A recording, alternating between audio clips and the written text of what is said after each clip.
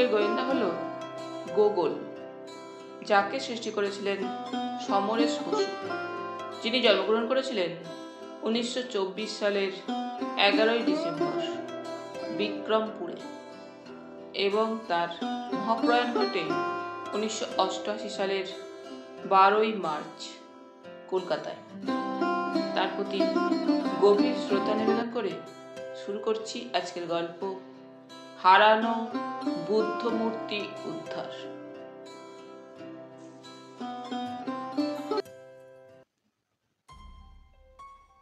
গোগলের দার্জিলিং বেড়াতে যাওয়াটা নানা দিক থেকেই মনে রাখবার মতো। দার্জিলিং থেকেই যাওয়া হয়েছিল কালিম্পং। সেখানে এক তিব্বতী বৌদ্ধ মঠে তো একটা সাংঘাতিক খুনের ঘটনাই ঘটে গিয়েছিল, তাও আবার গোগলের চোখের সামনেই। এক লামা আর এক লামাকে পিছন থেকে ছুরি ছুঁড়ে মেরেছিল। কালিম্পং থেকে আবার দার্জিলিংয়ে ফিরে আসা, তারপর নিমন্ত্রণ পেয়ে বেড়াবার ধুম পড়ে গেল। পাহাড়ে পাহাড়ে বেরিয়ে বাবা বেশ হাঁপিয়ে পড়লেন। হোটেলে ঢুকেই বললেন, আমি আর কোথাও বেরোচ্ছি না, এখন কয়েকদিন চুপচাপ বিশ্রাম করব। মায়েরও সেই অবস্থা। গোগল বলল, তাহলে আমি কি করব? মা বললেন, তোমার জন্য তো ঘোড়া রয়েছেই, তুমি ঘোড়া চেপে বেড়াবে আর গায়ে ঘোড়ার গন্ধ নিয়ে ফিরে আসবে। কিন্তু মনে রেখো, ম্যালের সমতম ছাড়া আর কোথাও যাবে না। কালিম্পং যাবার আগে জলপাহাড়ে ঘোড়া নিয়ে চলে গেছিলে, ওরকম কিছু করতে যেও না। কিন্তু বাবা মার বিশ্রাম করা আর হলো না। বাবার পরিচিত ভদ্রলোকের সংখ্যা এত, প্রায় রোজই কোনো না কোনো বাড়িতে নিমন্ত্রণ লেগেই রইল। দার্জিলিংয়ে ছিলেন বাবার এক উকিল বন্ধু, নাম শচীন মৈত্র। তিনি কোর্ট থেকে ফেরার পথে বাবার সঙ্গে হোটেলে গল্প করতে আসতেন। তার বাড়িতেও একদিন নিমন্ত্রণ হলো। গোগল মিস্টার মৈত্রের কথা আগেই জেনেছিল। ওর অদ্ভুত সব জিনিস সংগ্রহ করার বাতিক আছে। সেসব জিনিসের দাম এমনিতে বেশি নয়, অথচ দাম দিয়েও নাকি সেসব জিনিস পাওয়া যায় না। অতি দুর্লভ দুষ্প্রাপ্য সব জিনিস, যা মানুষের মনে কৌতূহলের সৃষ্টি করে।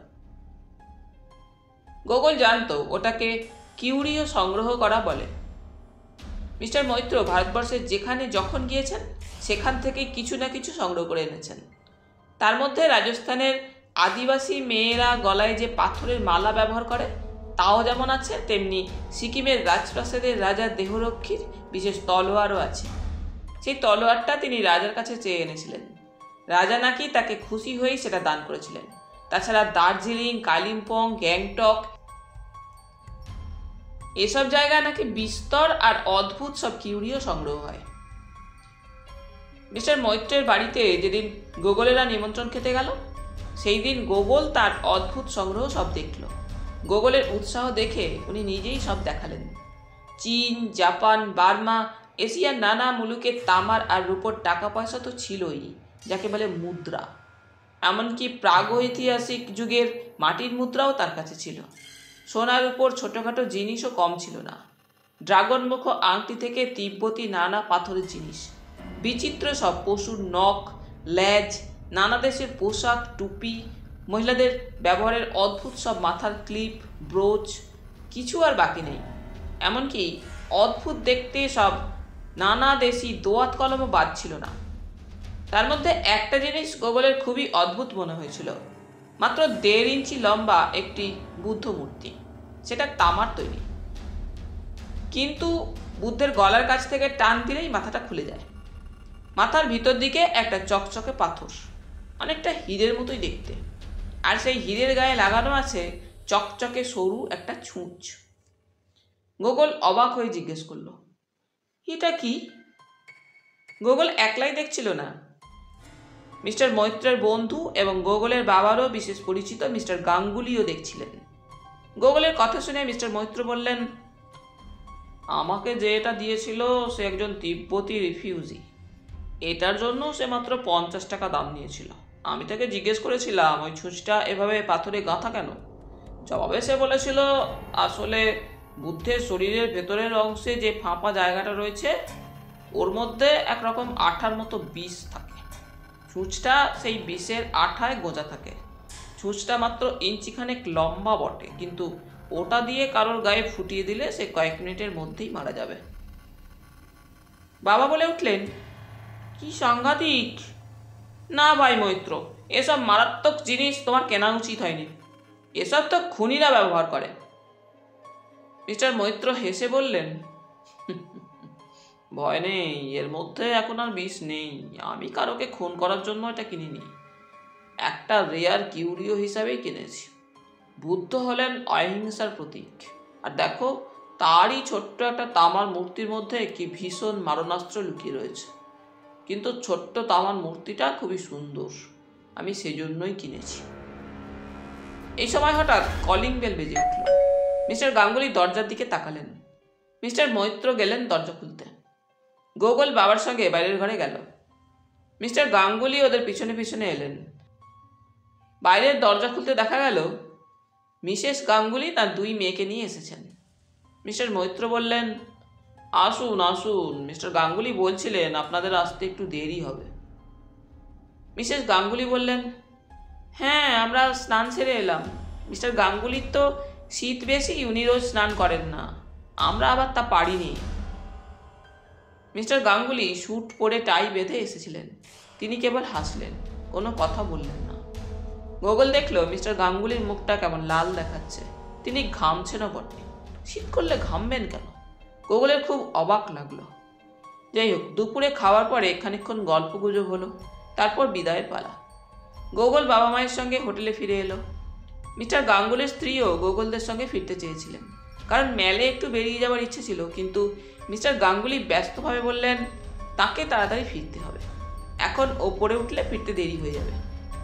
মিস্টার গাঙ্গুলির বাড়ি মিস্টার মৈত্রের বাড়ি থেকেও খানিকটা নিচে, প্রায় বাজারের কাছে। তারা চলে গেলেন নিচের দিকে। গোগল বাবা মার সঙ্গে উপরে উঠে গেল। গোগল বিকালে বেশ কয়েক পাক ঘোড়ায় চেপে বেড়ালো। মা আর বাবা মেলের একটা বেঞ্চিতে বসেছিলেন। গোগল যখন ঘোড়া ছেড়ে ফিরে এলো, দেখলো মিস্টার মৈত্র বাবার পাশে বসে আছেন। সকলের মুখই খুব গম্ভীর, সকলেই গোগলের দিকে তাকিয়েছিলেন। মিস্টার মৈত্র হেসে বললেন, কি গোগল, খুব ঘোড়ায় চড়া হলো? গোগল কিছু বলবার আগেই মা বললেন, শোনো গোগল, তুমি কি মিস্টার মৈত্রের বাড়ি থেকে কিছু নিয়ে এসেছো? গোগল অবাক হয়ে বলল, না তো, ওর বাড়ি থেকে কি আনবো? বাবা বললেন, উনি যে সেই বুদ্ধের মূর্তিটা দেখাচ্ছিলেন, যার মধ্যে সেই ছুঁচটা ছিল, সেটা খুঁজে পাওয়া যাচ্ছে না, তাই উনি জিজ্ঞেস করতে এসেছেন তুমি ওটা নিয়ে এসেছো কিনা। গোগলের ভীষণ রাগ হয়ে গেল, বলল, ছি ছি, পরের জিনিস না বলে আমি কেন নিয়ে আসতে যাব? মা গোগলকে কাছে টেনে নিয়ে বললেন, তুমি যা পরে আছো এই পরেই মিস্টার মৈত্রের বাড়ি গেছিলে, তারপর আর হোটেলেও যাওয়া হয়নি। তোমার প্যান্টের আর জামার পকেটে কি আছে সব দেখিয়ে দাও। গোগলের মুখ অপমানে লাল হয়ে উঠল। দেখল বাবা মায়ের মুখেও অপমানের ছাপ। মিস্টার মৈত্র গোগলের দিকে চুপ করে তাকিয়েছিলেন। মা বলেছেন বলেই গোগল সোয়েটার খুলে ভেতরের জামা আর প্যান্টের পকেট উল্টে খুলে দেখিয়ে দিল। বাবা বললেন, হয়েছে মিস্টার মৈত্র, নাকি গোগলের জুতো মোজাও খুলে দেখতে হবে? মিস্টার মৈত্র গোগলের পায়ের দিকে তাকালেন। গোগল নিজেই পায়ের জুতো মোজা খুলে দেখিয়ে দিল। মিস্টার মৈত্র হেসে বললেন, না না, ঠিক আছে, মানে আপনারা সব মানে টানে শুনতে চাই না। বাবা বেশ রেগে উঠে বললেন, আগে জানলে আপনার বাড়িতে কখনোই আমরা নিমন্ত্রণ খেতে যেতাম না। এটা রীতিমতো অপমান। আপনি কি করে আমার ছেলেকে সন্দেহ করলেন? ও সেই বুদ্ধ মূর্তিটা না বলে নিয়ে আসবে? মিস্টার মৈত্র বললেন, প্লিজ রাগ করবেন না, ভাবলাম ছেলে মানুষ হয়তো খেলার ছলে ওটা নিয়ে এসেছে। আমি অপমান করার জন্য বলিনি। গোগল আমার ছেলের মতো, আমি আমার ছেলেদেরও জিজ্ঞেস করেছি। জানেন কত কষ্ট করে আমি এসব সংগ্রহ করেছি? ওগুলো আমি প্রাণের থেকেও বেশি ভালোবাসি। আপনাদের অপমান করতে চাইনি। গোগল রাগে ও অপমানে ফুঁসছিল, কিন্তু ওর মনে অন্য একটা চিন্তাও উগে দিচ্ছিল। ও বলল, আপনি মিস্টার গাঙ্গুলির কাছে খোঁজ করেছিলেন? মিস্টার মৈত্র জিভ কেটে বললেন, হ্যাঁ, ছি ছি, তা কি করে হয়? উনি একজন সরকারি বড় অফিসার, দার্জিলিংয়ে ওর খুব নাম, উনি কি ও কাজ করতে পারেন? গোগল বলল, আপনি আমার কথা যদি ভাবেন, মিস্টার গাঙ্গুলির কথা ভাববেন না কেন? কলিং বেলের শব্দ শুনে আমরা যখন বাইরের ঘরে গেছিলাম উনি সকলের পরে সেখানে এসেছিলেন। মিস্টার মৈত্রের কপালের রেখাগুলো সাপের মতো এঁকে বেঁকে উঠল। গোগলের আরও মনে পড়ে গেল মিস্টার গাঙ্গুলি কেবল ঘামছিলেন না, তাকে কেমন চুপচাপ দেখাচ্ছিল। আর পিছনে পিছনে আসবার সময় উনি কোর্টের ইনসাইড পকেটে কয়েকবার হাত দিয়েছিলেন। বাবা বললেন, গোগল, ভদ্রলোকের সম্পর্কে ওরকম বলতে নেই। গোগলের চোখে তখন জল এসে পড়েছে। বলল, বাবা, আমরা কি তবে ভদ্রলোক নই? আমার কিন্তু বিশ্বাস মিস্টার গাঙ্গুলি ওটা নিয়েছে। মিস্টার মৈত্র জিজ্ঞেস করলেন, কেন তোমার এরকম বিশ্বাস হচ্ছে বলো তো? সেসব আমি বলতে চাইনি। আমার মনে হয় মিস্টার গাঙ্গুলির কোর্টের ইনসাইড পকেটে এখনো বোধহয় সেটা আছে, যদি উনি লুকিয়ে না ফেলে থাকেন। কী সব বলছো তুমি গোগল? বাবা ধমক দিয়ে উঠলেন।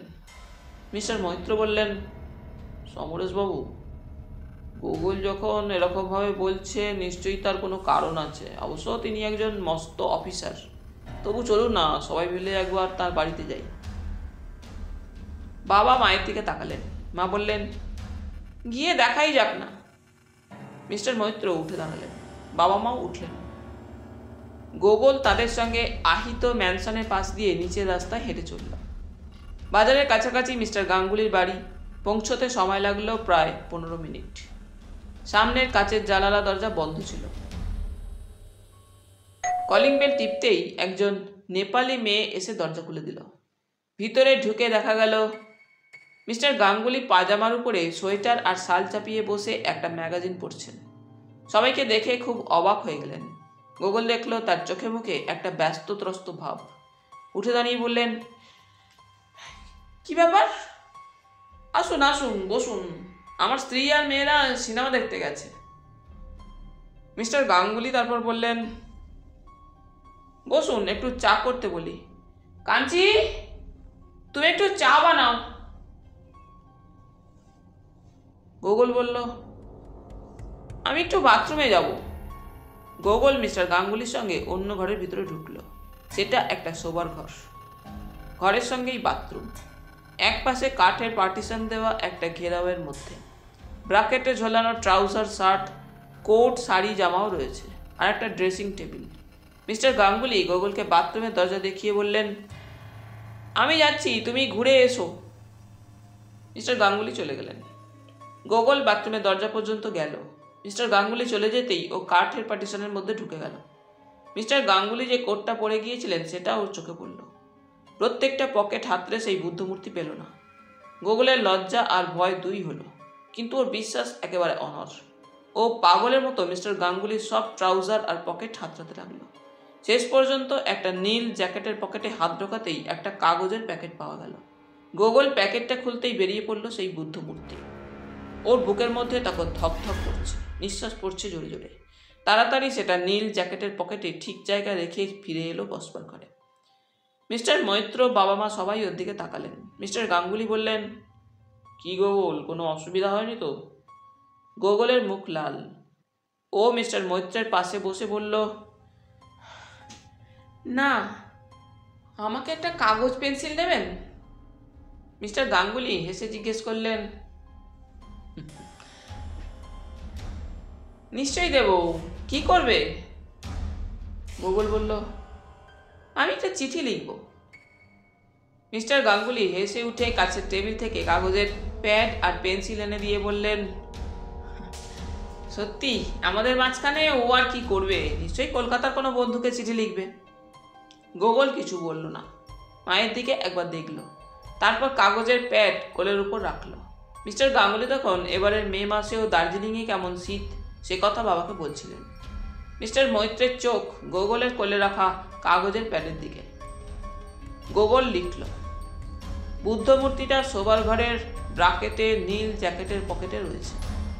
মিস্টার মৈত্র হঠাৎ বিষম খেয়ে কাশতে আরম্ভ করলেন।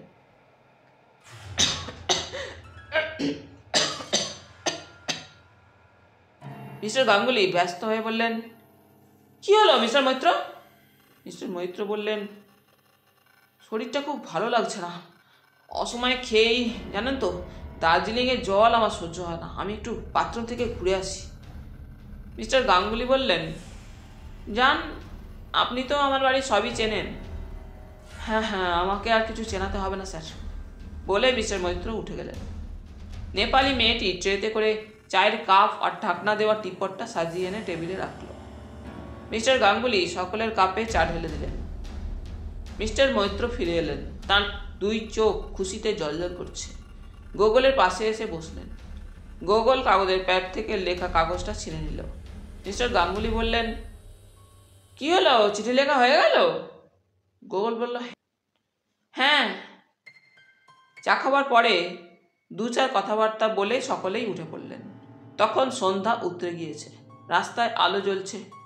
মিস্টার গাঙ্গুলি সবাইকে বিদায় দিয়ে নমস্কার জানালেন। খানিকটা পথ গিয়েই মিস্টার মৈত্র গোগলকে বুকে জড়িয়ে ধরলেন। তার চোখে জল, ভাঙা ভাঙা গলায় বললেন, বাবা গোগল, আমি তোমার বাবা মায়ের মনে কষ্ট দিয়েছি, তোমাকেও কষ্ট দিয়েছি। আমি বয়সে বড় হয়েও তোমার কাছে ক্ষমা চাইছি, তোমার সন্দেহই ঠিক।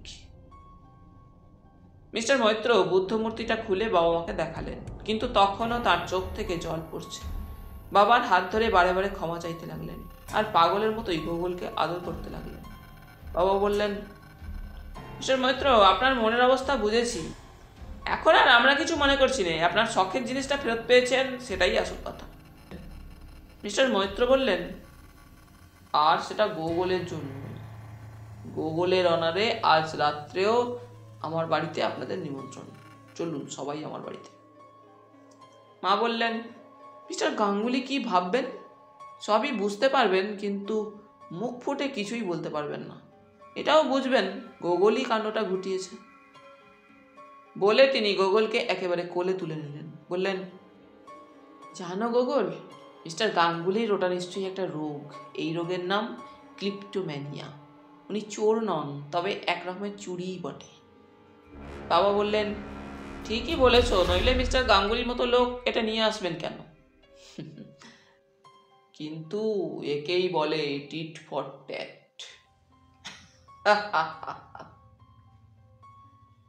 বলে মিস্টার মৈত্র হেসে উঠলেন।